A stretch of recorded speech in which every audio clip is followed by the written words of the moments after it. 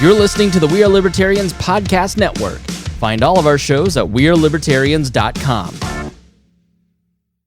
So whether I'm speaking to a crowded barroom about the principles of liberty, gushing over my love of Ayn Rand on a panel at Freedom Fest, or speaking to college kids about how the world of media and politics really function, I'm always meeting bright-eyed and bushy-tailed wannabe Hemingways with the potential for the next great American novel or book sitting right in their head. We live in a time where it's easier than ever to write, publish, and promote your book, but knowing how to do so and do so correctly is the biggest obstacle for many new authors. I've consulted for many authors writing everything from memoirs to how-to guides, and not one of them has the same path to success. If you're sitting on a completed manuscript wondering what to do next, or you need some one-on-one guidance on how to complete your book, I'm here to help you write, publish, and succeed.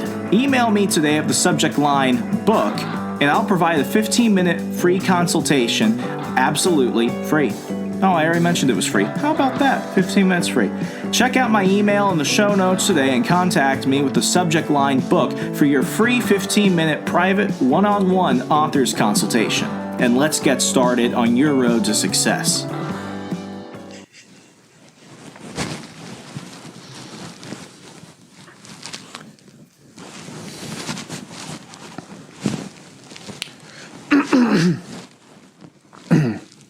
I'm Spike Cohen. I'm Spike Cohen. I'm Spike Cohen. I'm Spike Cohen. I'm Spike Cohen. I'm Spike Cohen. I'm Spike Cohen. I'm Spike Cohen. I'm Spike Cohen. I'm Spike Cohen. I'm Spike Cohen. I'm Spike Cohen. I'm Spike Cohen. I'm Spike Cohen. I'm Spike Cohen. I'm Spike Cohen. I'm Spike Cohen. And you are the power.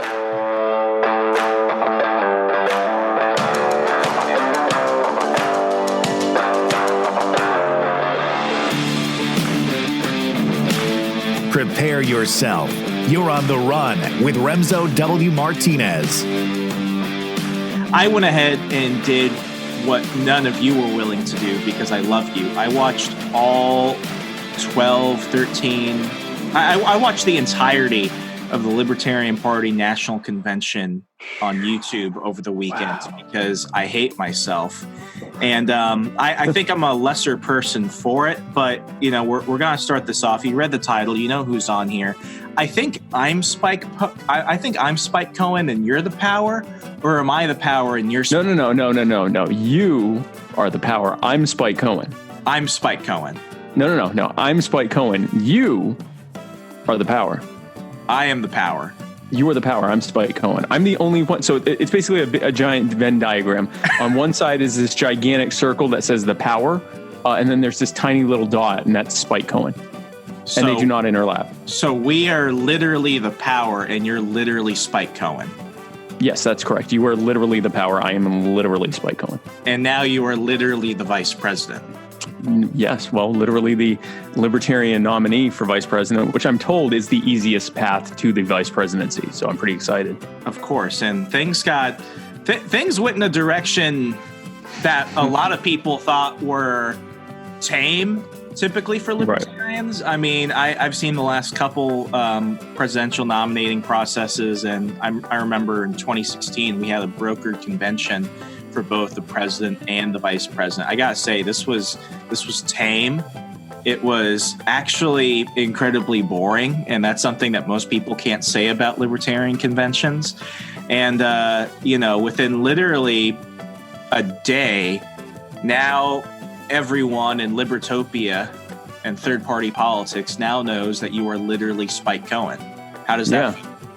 It's pretty incredible, and I agree. I mean, there were some predictions of doom and gloom with our nominating contest, and it turned out it actually went fairly straightforward. You know, we picked our presidential nominee in, I believe, 4 ballots, and we picked me for VP in 3 ballots. So Joe was picked in 4 ballots, and I was picked in 3, and it was pretty straightforward. I believe there were some hijinks after the fact, but I was honestly so busy with post-nomination planning, pretty much hitting the ground running as soon as I knew that I had the nomination, and starting coordinating with the Joe campaign and bringing in elements of Team Supreme to be a part of that.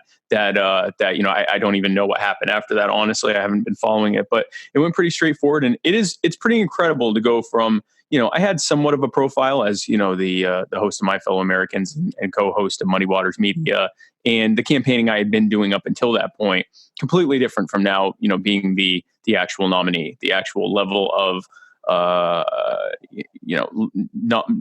I guess, public persona that I have now is on a completely different, I guess I'm on the next tier up in terms of, I'm not sure I'm a D-list celebrity, but I'm like an E-list. You're celebrity. in like the Thunderdome of notoriety. That's what I call it, because that's fair. Yeah, like within a day and a half, like all I had to do was go on Libertarian Twitter, and every Tom, Dick, and asshole out there was pontificating on, how the Libertarians did one thing or another.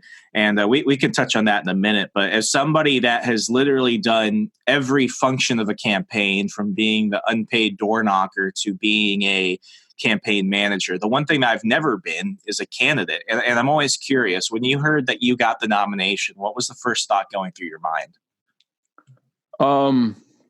The first thought was, oh, wow, it happened. I think up until this point, I mean, you have to remember, like, I came in as Vermin Supreme's running mate. I always planned to run a serious campaign with the idea that we would use elements of satire to bring people in, to bring people into the message and to get attention from people who are not even remotely interested in politics and are actually actively avoidant of it. And so that was the point. And it's worked very well. But I, coming in and, my first campaign speech, my opening speech, I talked about giving everyone free cheesy bread, and, we were going to go back in time and kill baby Woodrow Wilson and all this stuff. And it was very, there was the serious message of, the fact that politicians make these endless absurd promises that we all know they're not going to keep, but we still vote for them because, we think that they're worse than the other guy who's making absurd promises that no one's going to keep. So, I mean, that's the satire behind it. But I guess when you open with that, it's hard to then envision that you end up becoming the actual nominee. And, obviously my performance in the way that I have conducted myself and the way that I have campaigned was always going to pivot more to seriousness, with occasional forays into satire to get that attention. But when you start with that, you really kind of wonder, like, am I going to be in the position Bill Weld was in 4 years ago? And then especially when things happen, like, Larry Sharp jumping in, when a month ago when Larry Sharp jumped in, and I thought, okay, so now I'm competing against, like, one of, if not the most well-known person in the Libertarian Party, outside of maybe like Gary Johnson, and almost universally loved.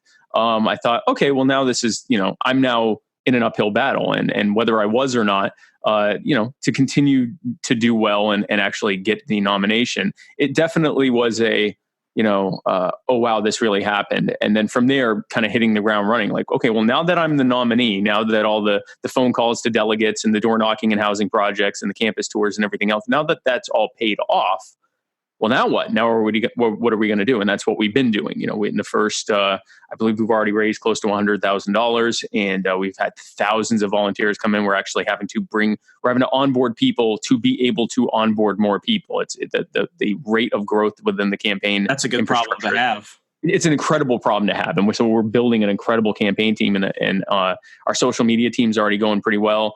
We're going to be working on viral videos and all sorts of fun stuff with a lot of the same people from the Team Supreme side that we're doing the viral video stuff. So in many ways, this is basically phase 2 of Team Supreme, Team Jorgensen Cohen. Yeah, I saw somebody say it was Team Joko. Yeah, Team Joko. Hashtag in on the Joko. Oh my gosh, that is funny. I mean, within literally minutes of the ticket being solidified, the memes coming out alone just showed that. I mean, I've seen some pushback, because you can never have 100% of a happy party. But no, of course, this is probably the least controversial ticket I've seen since I've been cognizant of what's going on in libertarian politics. Well, that's good to know because, when you see people saying everything, the vast majority of the comments have been incredibly supportive and incredibly excited about what we're going to bring. This is a unity ticket. We're pairing someone who's more pragmatic, although her policies are, and we can get into that. Her policies are actually pretty radical. Her presentation is more, pragmatic and traditional, but her policies are actually pretty radical. And pairing that with me, who's just radical all the way around, is a unity, unifying all the different elements within the party, and what a great compromise ticket we have, and everything else. But you've got the people on the fringes who are saying everything from I like Spike, but I don't like Joe, and Spike Cohen is single-handedly destroying the Libertarian Party, and we should have gone with X instead of Joe, or we should have gone with X instead of Spike.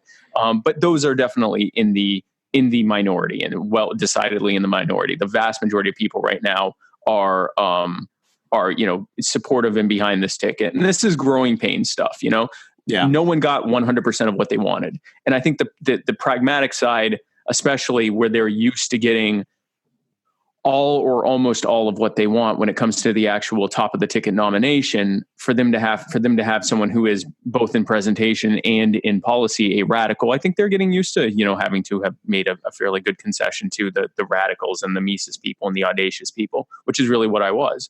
But I think we're going to come together. I mean, it's less than a week since since the nomination happened. We're already starting to see a coalescing around us, and I'm very excited for how this is going to go.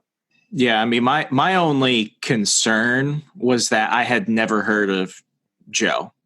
I didn't know about her until one of the debates a few weeks ago. So I'm impressed, and I'm kind of stunned as to how somebody was able to really just kind of come out of nowhere and essentially, clinch the nomination pretty easily. I mean, in the first round ballot, she had 40%. It was pretty crazy. I feel kind of embarrassed because as somebody that wrote the book, my first book, Stay Away from the Libertarians, about the history of the modern libertarian movement, I never knew that she was Harry Brown's VP, and I'm a pretty big Harry Brown fan, so I was a bit embarrassed that I didn't know. But at the same time, I mean, I think a lot of people are just relieved that for the first time in almost a decade, we don't have two former Republicans on top of the ticket. No, and in fact, not only do we not have two former Republicans. Well, technically, I am a former Republican. Several years ago, I was a member of the party. But I get what you're saying. I'm not a Republican elected. Yeah, I'm not. I didn't jump off a few weeks ago or whatever. But the fun thing about this is that she is not only, again, fairly radical in her policies. She's a lifelong libertarian. She's always been a libertarian since I believe the 80s that she became a libertarian. So she has always been a part, not just in the philosophy, but in the party. She went from being an undecided, independent to a libertarian as a young adult.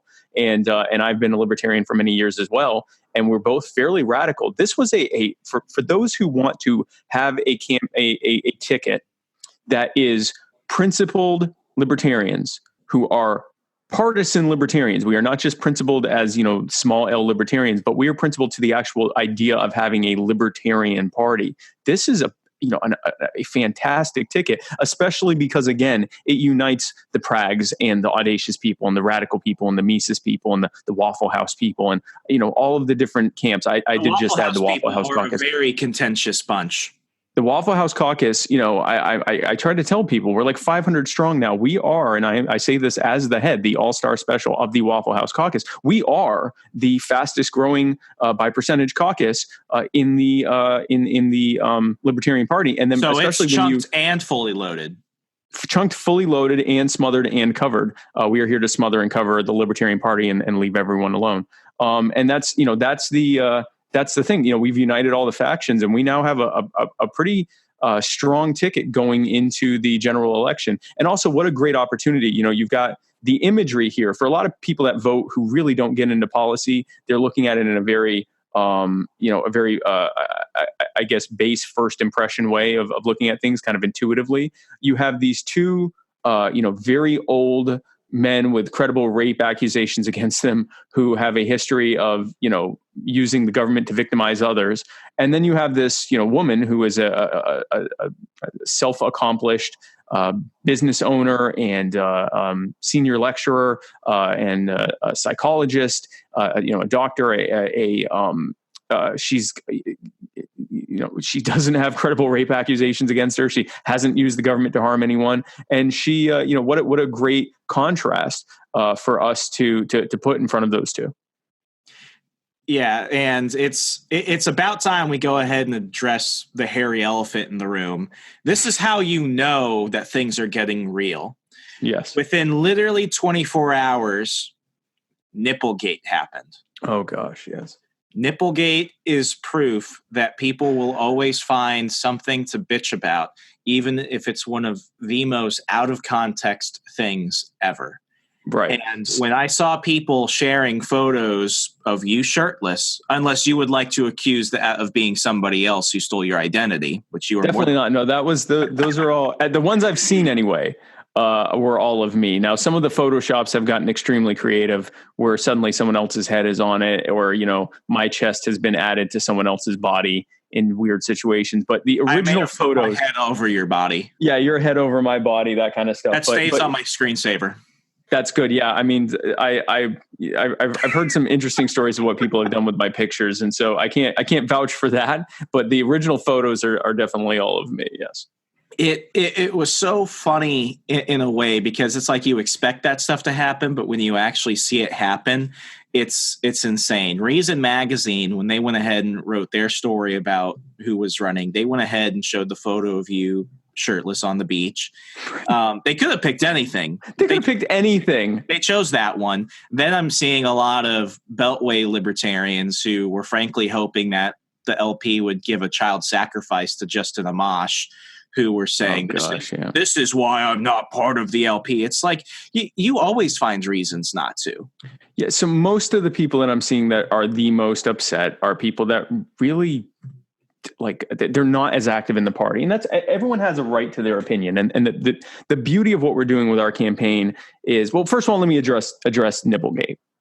I have never prior to, go ahead.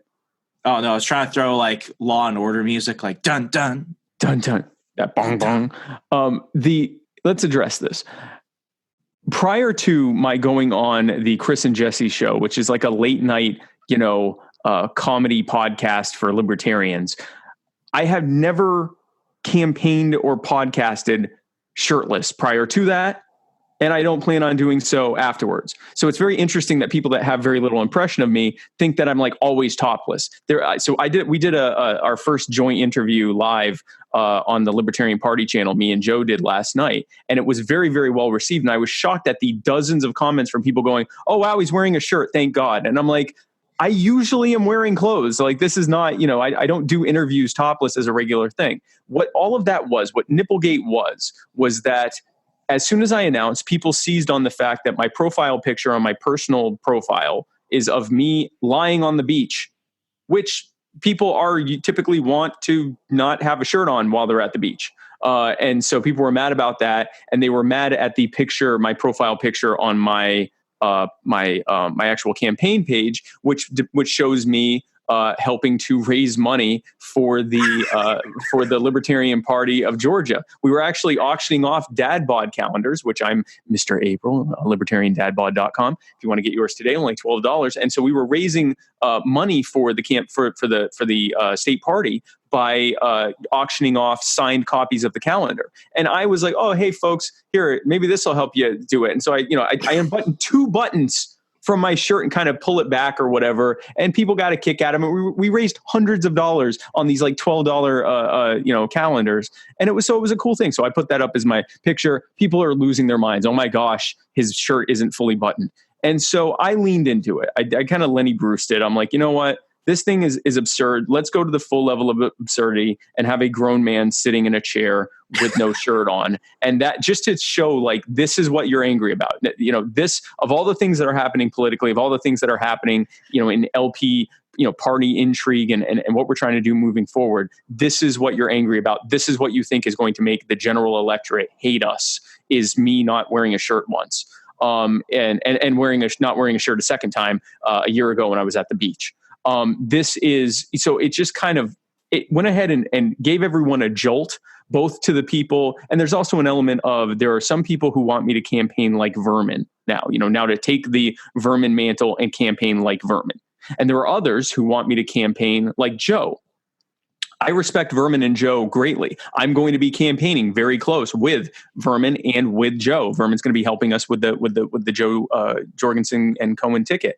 But I'm neither of them. I'm Spike Cohen, and you are the power. I'm Spike Cohen, and I campaign the way that I campaign, which is largely serious with occasional, hints of satire and edginess to get people's attention. But it is largely serious campaigning, and it got me the nomination. And that's how I plan to continue to campaign and get attention, do viral videos and everything else. And so I did that as a jolt to everyone, to let the people who want me to campaign like vermin know that I'm not going to be selling out when I campaign seriously, because I always planned to campaign seriously. And to show the other folks, the ones who want me to campaign like Joe, that I'm not going to campaign the way exactly they want me to, but now that they'll see me campaigning seriously, now that I have their attention, they'll realize that this is what I'm about. I'm here for a serious effort to get us more votes than we've ever gotten, more attention than we've ever gotten, more positive attention than we've ever gotten, and to grow the liberty movement and the Libertarian Party in ways that we've never seen before.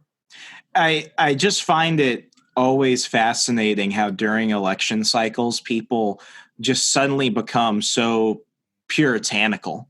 Like maybe it's just me, but like when I think of all the great scandals of the last 20, 30 years, like I'm still shocked that Bill Clinton got impeached for a blowjob. Like presidential infidelity is not a new thing. There were actual things you could have impeached him for, but right. That surprises me.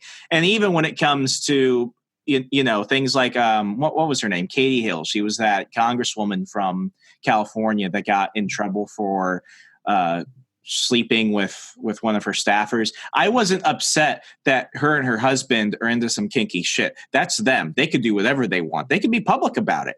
Right. I was upset that she was sleeping with an employee. I did not think that she should have stepped down for that. And this is somebody who is, politically the exact opposite of me, morally maybe the exact opposite of me. And here I am on Twitter, like, this is what we're mad about. I know a lot of you complaining about this are into some weird shit that if I brought up, there would be a lot of stuff going out. But I'm not going to say it because that would be impolite.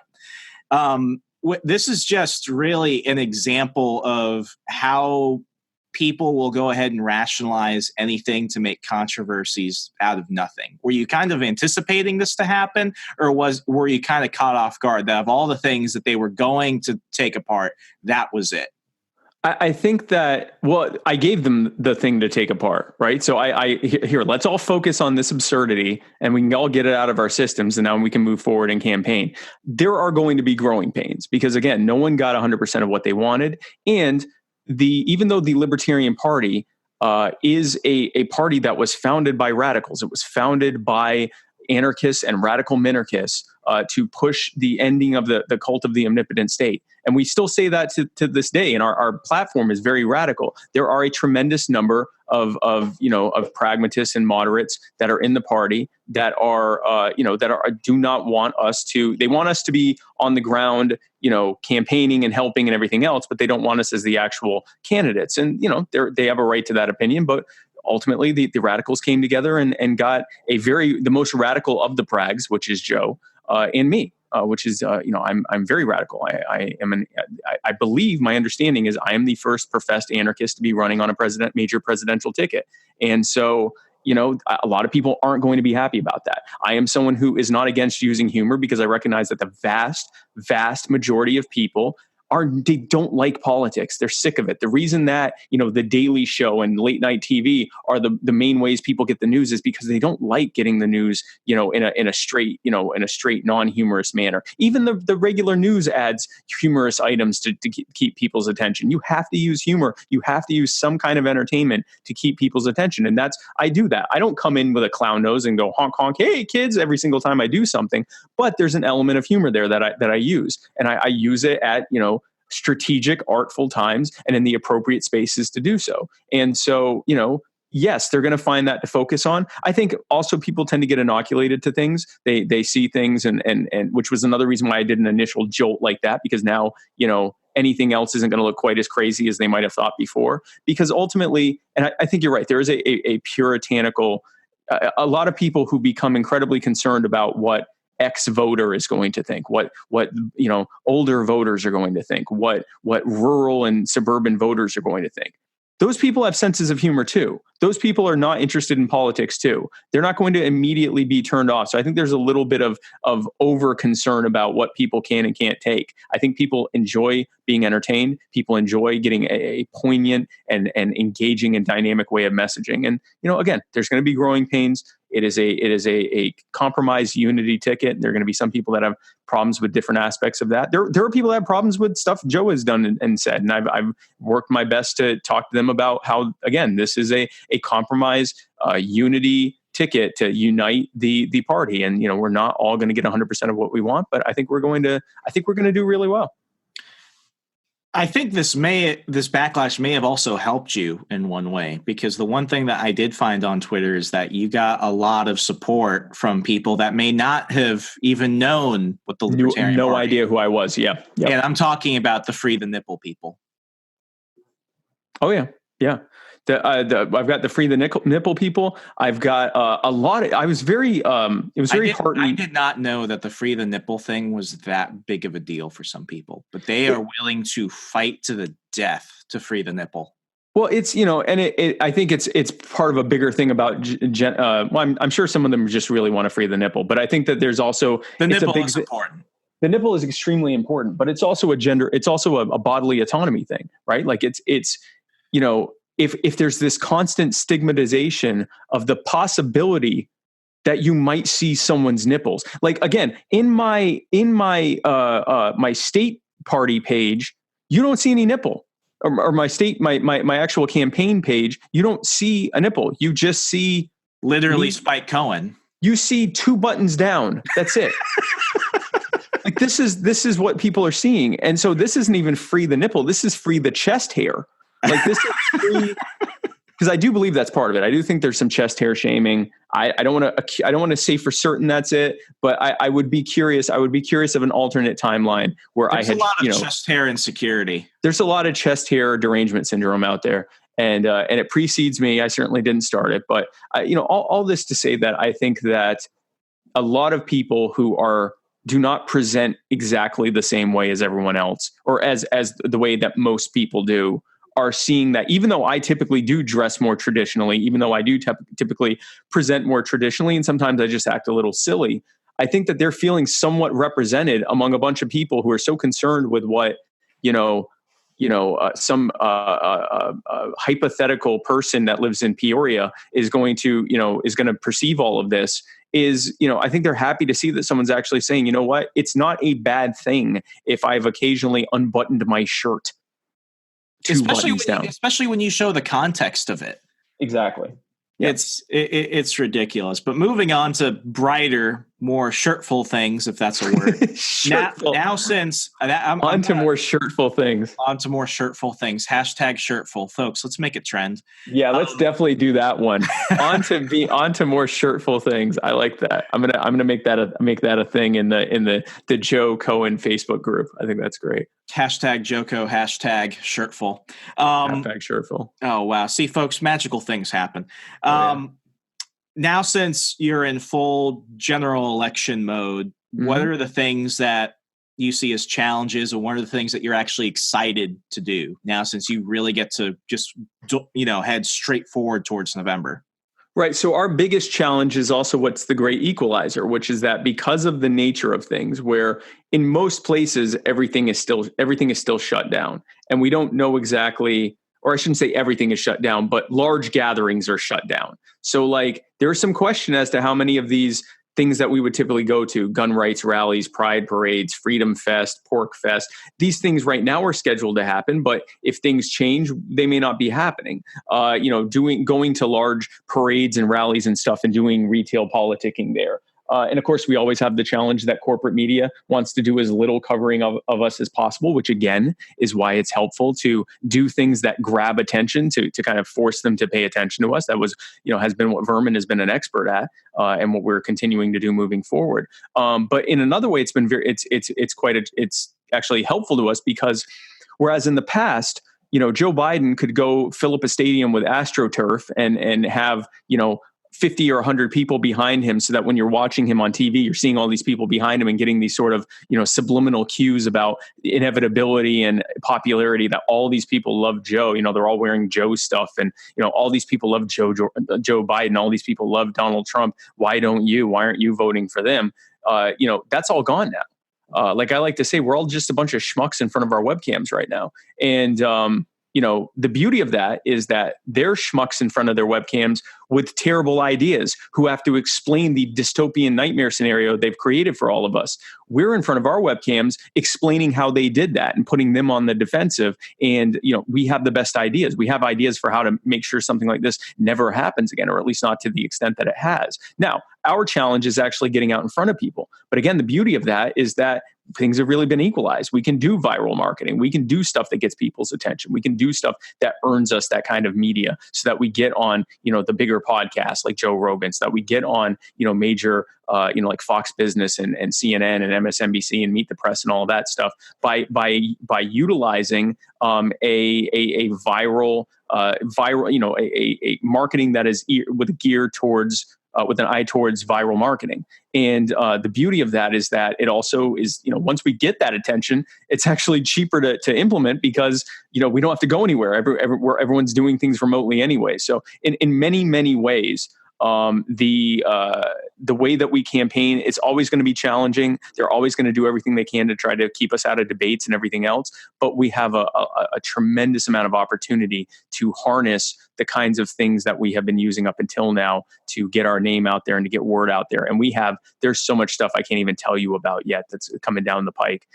So much stuff, so many viral things that are coming out. The kind of videos, anyone that was following the last couple weeks of the Vermin campaign, really the last month of the Vermin Spike campaign, and seeing some of the viral marketing that was coming out, the viral videos that were coming out, we've got stuff coming out from that same team that is going to blow people away. It is going to be amazing, amazing stuff that's going to get a tremendous amount of attention. We are going to get way more attention, and it's going to be positive attention that is on our narrative. It's not going to be attention because, the last guy who was in the same place that I am took every opportunity he could and used every Beltway DC media connection he could to vouch for Hillary Clinton. It's going to be that the attention we're going to get is because we're controlling the narrative with viral marketing. And I truly believe that you're in a very unique position to do this, because you were doing this before you even started campaigning. The one thing that I saw, I don't know which outlet had this, but somebody was like, activist and podcaster Spike Cohen is the Libertarian Party vice presidential nominee.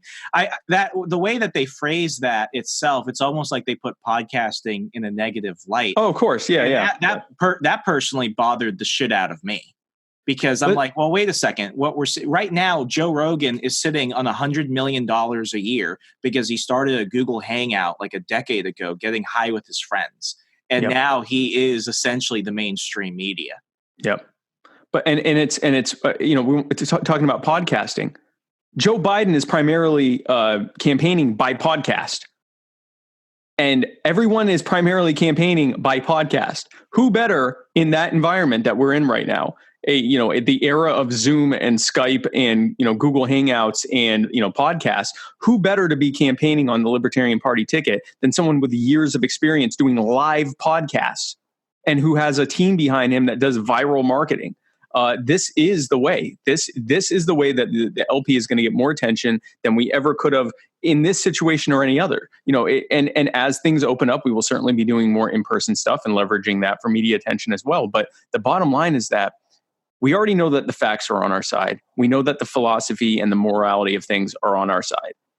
Now the conditions for marketing are way more on our side than they've ever been. Obviously, those who have, the endless, hundreds of millions of corporate dollars in donations, and those who control the media, the corporate stooge crony media for the Republicrats, they obviously have the advantage and always will until we have a real seat at the table. But it is far more of a friendly set of conditions than it has been in previous cycles. We can leverage, everyone is online right now, and we can leverage that and get way more attention than they can, because they're our messaging is pitch perfect. Their messaging is garbage, and it will. There, all of the inevitability and all of the pretense of them having so much more popularity is all stripped away when they're just making HD videos and we're making HD videos, and our HD videos are better than their HD videos. Absolutely. So, Spike, I actually think this is the perfect place to do a proper send-off. Now, since things are getting real, we're going to have to do a Portrait of Spike Cohen Part 3 after the election, when you and Team Joko have completely turned the White House into a Waffle House. This is going to be fun. I'm excited to see it. We've talked about this privately and publicly. I vote Republican more often than not, but as somebody who is a commentator and my opinion ultimately doesn't matter, I'm excited to actually get to vote for you guys in Virginia. Thank you, man. That means a lot to me. I will say that right now because I don't want any ifs, ands, or buts about it. I'm excited to do that because what you're doing is you're putting a firmly unequivocal libertarian platform out there. And I never see myself in other candidates. I see myself in what you're doing. With the humor and with the seriousness and with the gusto of it all, I am standing shirtless with you, Spike. So if anyone wants to know about anything that you're doing, keep up with the campaign, support you, how could they do so? The best thing you can do right now, share our content and go to joj2020.com and press that donate button. If you can donate, share our content. If you're not able to donate, share the link with others if they want to, or if they want to share it. Share our social media posts on Facebook. On Facebook, it's Joe Jorgensen for president and Spike Cohen, your next VP. On Twitter, it is @real Spike Cohen. And Joe's, she just changed it. It's @Jorgensen4, the number 4, POTUS, POTUS. We are also on YouTube, Joe Jorgensen on YouTube. We are starting a Vice President Spike TikTok that's going to be up soon. We are going to be, and I'll be doing a lot of viral campaigning with Vermin on TikTok and on Twitter and the other platforms as well. But just be sure if you're able to donate, we would appreciate your donation. joj2020.com. If you would like to be a volunteer, if you'd like to sign up to volunteer and help, be sure to join. There's a page on there for to sign up to volunteer. And you can sign up there. Go on to, if you're on Facebook, whatever social media you're on, look for anything, Joe Jorgensen and Spike Cohen related, and join it and get involved in the conversation and helping promote us on social media. This is going to be a social media heavy campaign season because of the nature of things. So any help that you can give on social media, that will be great. We will soon have branded merchandise, shirts, hats, signs, and all sorts of stuff. Have some fun stuff on there, some fun Spike stuff on there as well. That'll be coming out soon. So stick around and stay tuned to us. And we would appreciate your donations, your volunteering, and just your good. Another great thing you can do: tell your friends and neighbors about why you're supporting us. Go to our page, joj2020.com. Read our platform. If it resonates with you, go and talk to your friends and neighbors about why you support us. That is probably the most powerful thing you can do, is us winning hearts and minds on a broadcast viral scale, person to person. And I just appreciate your support. I appreciate you, Remso. I look forward to interviewing you from the Admiral's house after we win the election, and appointing you to something. What do you want to be appointed to? Oh, wow. You put me on the spot. I think give it some time. You have a few months. I think a Supreme Court justice spot would be nice. I don't think Ginsburg's going to be, hanging around much longer. Knock on wood. Listen, you have a few months to figure it out. We'll iron something out. We'll iron out some kind of compromise promotion for you. But no, we very much appreciate everyone's support, and I hope to see everyone out there helping us campaign on the internet together. And I thank you for your time for listening. Absolutely. Folks, see, Republicans, you should have said nice things about my book. You see what that could have gotten you, bastards. Anyway, Shirtfull thinking, folks. Let's get #Shirtfull. Shirtfull thinking. As always, you can go ahead and find me anywhere in Al Gore's amazing internet. @HeyRemso, HeyRemso. You can find me on the Parler app, just @Remso. If you see Remso2 pop up, call that person a loser. And as always, you're listening to On the Run. Take care and good night.